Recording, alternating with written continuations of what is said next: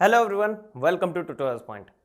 आज इस वीडियो में हम जो टॉपिक पढ़ने वाले हैं वो है हमारा triangles on the same base and between the same parallels.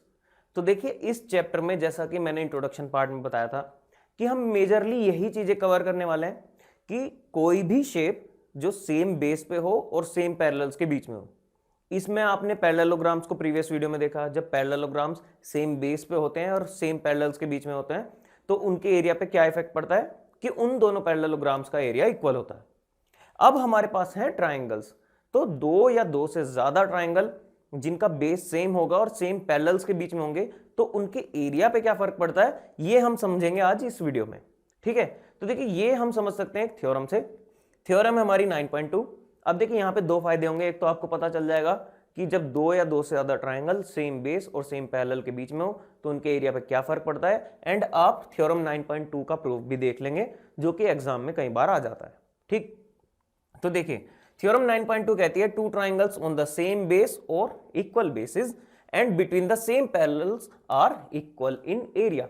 जैसा कि आपने पैरेललोग्राम के केस में देखा कि अगर दो या दो से ज्यादा पैरेललोग्राम सेम बेस पे हो, सेम पैरेलल्स के बीच में हो तो उनका एरिया इक्वल होता है।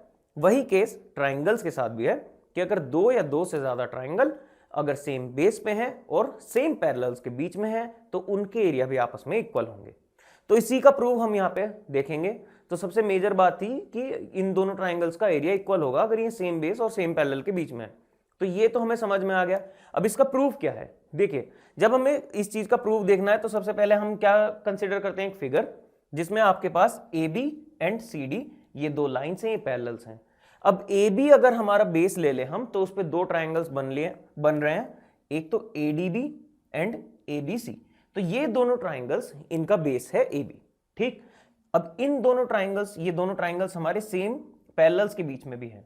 तो यहां पे थोड़ा सा हमें कंस्ट्रक्शन करना है। हमें क्या करना है कि जो आपकी एडी साइड है और बीसी साइड है, ये दो साइड वाली साइड्स हैं इन दोनों ट्राइंगल्स की। तो मैं बीसी के पैरेलल एक लाइन ड्रॉ करूंगा एंड वो लाइन हमारी ए से शुरू होगी एंड सीडी जो हमारी पैरेलल लाइन है ए बी के उसको मीट करेगी ई पॉइंट पे। तो ए ई मेरी जो पैरेलल हो जाएगी वो हो जाएगी बीसी के पैरेलल। ठीक, सेम हम क्या कर रहे हैं कि जो हमारी एडी साइड है इस साइड के पैरेलल भी हम एक लाइन ड्रॉ करेंगे, पर ये लाइन हमारी बी पॉइंट से शुरू होगी एंड ये जहां पे भी सीडी को मीट करेगी उसको हम बोलेंगे एफ। तो बी एफ हमारी पैरेलल हो जाएगी एडी के। तो अब हमारे पास इस तरीके से यहां पे दो लाइंस हमने ड्रॉ करी हैं A E and B F जो कि पैरेलल्स हैं respectively B C and A D के। ठीक, तो कंस्ट्रक्शन पार्ट इतना ही है। अब देखिए हमारे पास जो ए बी एफ डी है, अगर मैं देखूं तो ए बी एफ डी ये जो हमारे पास फिगर है इसको आप ध्यान से देखिए। यहां पे आपका डी एफ जो है पैरेलल है ए बी के। डी एफ पैरेलल क्यों है ए बी के? क्योंकि हमें बाय गिवन पार्ट था कि डी सी और ए बी पैरेलल है। अब ये जो डी एफ है ये डी सी का ही एक एक्सटेंडेड पार्ट है, तो ऑब्वियस सी बात है कि D F and A B भी आपस में पैरेलल होंगे। ठीक, अब बी एफ पैरेलल है ए डी के। क्यों? क्योंकि बी एफ और ए डी को हमने बाय कंस्ट्रक्शन पैरेलल बनाया है, तो यहां हमें बी एफ पैरेलल मिल गया ए डी के। अब आप जानते हैं कि जब भी किसी शेप की दोनों ऑपोजिट पेयर ऑफ साइड्स आपस में पैरेलल होते हैं तो वो क्या होता है, एक पैरेललोग्राम। तो यहां से हमें मिल गया that A B F D is a parallelogram. Same condition आपकी बनती है ए बी सी ई में। अब ए बी सी ई में देखिए, ये है आपका ए बी सी ई, ये वाली फिगर। अब ए बी सी ई में भी यही केस है कि ए बी जो है वो सी ई के पैरेलल है, क्योंकि सी ई जो है वो डी सी का ही एक्सटेंडेड पार्ट है। डी सी और ए बी पैरेलल थे तो इसी हिसाब से ई सी एंड ए बी भी पैरेलल होंगे। अगेन जो हमारा by construction A E parallel था बी सी के, यानी कि ये वाली साइड बी सी के पैरेलल थी क्योंकि बाय कंस्ट्रक्शन हमने बनाया था। तो यहां पे भी आपको pair of both opposite sides वो है मतलब पैरेलल हैं एक दूसरे के। एंड फिर वही बात आ जाती है कि जब both pairs of opposite sides parallel होते हैं तो वो फिगर क्या होती है, पैरेललोग्राम। तो हमें मिल गया कि ए बी सी ई बी एक पैरेललोग्राम है। अब यहां से हमें दो पैरेललोग्राम्स मिल गए हैं। ठीक, अब देखिए हमने थ्योरम 9.1 में क्या पढ़ा था, मैंने आपको वीडियो के शुरू में बताया कि जब दो पैरेललोग्राम्स सेम बेस पे हो और सेम पैरेलल्स के बीच में हो तो उनका एरिया क्या होता है, इक्वल। अब यहां पे जो दो आपको पैरेललोग्राम्स मिले हैं एक तो ए बी एफ डी है, एक ए बी सी ई है। तो ये दोनों जो हैं बेस ए बी पर ही लाई करते हैं।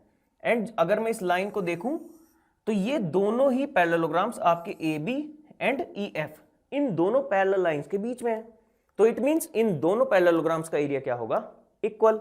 तो यहां से आपको मिल गया कि area of A B F D is equal to area of A B C E. आप इसको इक्वेशन नंबर 1 मान लीजिए। आप यहां पे लिख सकते हैं, क्यों? By using theorem 9.1। एंड आप उसको कोट भी कर सकते हैं कि area of parallelograms with the same base and between the same parallels are equal.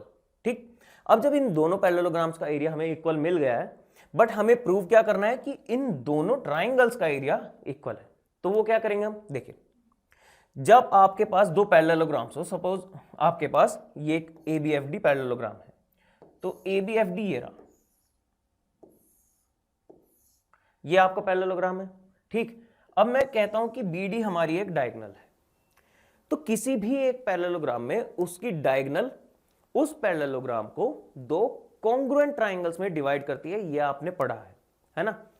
तो जब आपके इस डायगोनल ने इस पैरेललोग्राम को दो कॉन्ग्रुएंट ट्राइंगल्स में डिवाइड किया, तो वहां से हमें क्या मिला कि ट्राइंगल ए बी डी, यानी कि ये वाला ट्राइंगल आपका कॉन्ग्रुएंट हो गया इस ट्राइंगल यानी कि बी एफ डी से। ये दोनों कॉन्ग्रुएंट हो गए। ठीक। सेम केस आपका, क्योंकि पैरेललोग्राम ए बी सी ई भी है, तो ए बी सी ई आपका ये रहा पैरेललोग्राम। यहां पे भी आपके पास एक डायगोनल है, वो है ए सी। तो ए सी डायगोनल भी इस पैरेललोग्राम को दो इक्वल ट्राइंगल्स में यानी कि कॉन्ग्रुएंट ट्राइंगल्स में डिवाइड करेगी। तो यहां से आपको मिल गया triangle A B C is congruent to triangle C E A. ठीक। अब ये दोनों ट्राइंगल्स, मतलब दोनों ये आपस में एंड ये आपस में कॉन्ग्रुएंट है। आपको ये बात पता है कि कॉन्ग्रुएंट ट्राइंगल्स का एरिया इक्वल होता है। क्यों? क्योंकि कॉन्ग्रुएंट फिगर्स कोई भी हो, वो क्या होते हैं? शेप और साइज में बिल्कुल इक्वल होती हैं। और अगर वो शेप एंड साइज में बिल्कुल इक्वल है तो उनके एरिया भी इक्वल होंगे। तो हमें यहां से मिल गया कि ये जो दोनों हमें पेयर्स मिले ट्राइंगल्स के, इनके एरिया आपस में इक्वल हैं। तो हमने देखा कि ट्राइंगल ए बी डी का एरिया एफ बी डी के इक्वल है। अब देखिए, ए बी डी जो है वो ये वाला ट्राइंगल है ना? एंड एफ बी डी आपका ये ट्राइंगल है। ये दोनों ट्राइंगल मिलके इस पैरेललोग्राम को बना रहे हैं, यानी कि ए बी एफ डी को। ठीक। तो A B F D equal हो जाएगा 2 times of A B D. क्यों? क्योंकि इन दोनों ट्राइंगल्स का एरिया तो इक्वल है। अब मैं चाहे A B D plus F B D लिखूं या फिर 2 टाइम्स ए बी डी लिख दूं, तो वो बात इक्वल ही है। इसको मैं इक्वेशन नंबर 2 बोल देता हूं। सेम आप देखिए कि क्योंकि ये वाला पैरेललोग्राम भी हमारा दो इक्वल ट्राइंगल्स में, मतलब दो कॉन्ग्रुएंट ट्राइंगल्स में डिवाइड हो चुका है, तो यहां पे भी दोनों ट्राइंगल्स का एरिया इक्वल होगा। तो यहां पे भी एरिया ऑफ दिस पैरेललोग्राम यानी कि A B C E equal हो जाएगा area of triangle A B C. अब देखिए, मैंने ए बी डी और ए बी सी ही क्यों लिया, एफ बी डी या फिर ए ई सी क्यों नहीं लिखा? क्योंकि हमें इन्हीं दोनों ट्राइंगल्स का एरिया इक्वल प्रूव करना है, इसीलिए हमने वही दोनों ट्राइंगल्स की नेमिंग यहां पे ले ली है। अब आप समझ गए होंगे कि ऐसा क्यों किया। क्योंकि आपके पास ये दोनों पैरेललोग्राम्स का एरिया ऑलरेडी आपको पता है इक्वल है। इस पैरेललोग्राम का एरिया 2 टाइम्स ऑफ ट्राइंगल हो गया है ए बी डी। इस पैरेललोग्राम का एरिया इक्वल हो गया 2 times of A B C. अगर हम इन इक्वेट करें इक्वेशन नंबर 2 एंड 3 को एंड 1 को, तो आपको क्या मिलेगा कि ये पैरेललोग्राम्स के एरिया तो ऑलरेडी इक्वल थे इक्वेशन 1 से। अब मैं ए बी एफ डी की जगह पुट कर देता हूं 2 times of area A B D. ठीक। And A B C E की जगह पुट कर देता हूं 2 times of area A B C. ये दोनों हमें मिले थे इक्वेशन 2 एंड इक्वेशन 3 में। अब जब यहां पे आप 2 से 2 कैंसिल करेंगे तो अल्टीमेटली आपको मिलेगा that area of triangle A B D is equal to area of triangle A B C.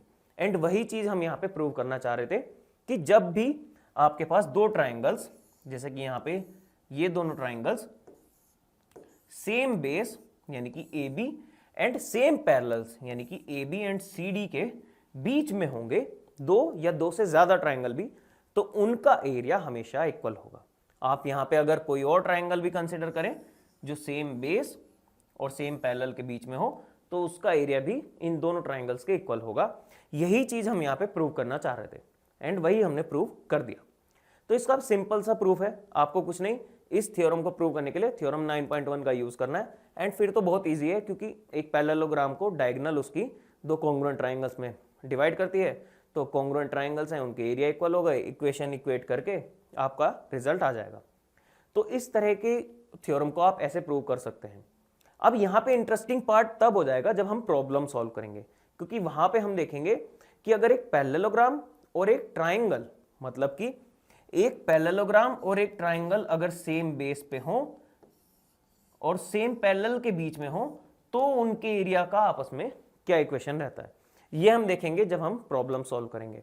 Okay guys, तब तक के लिए आप इन रिजल्ट्स को याद रखिएगा। Okay guys, thank you.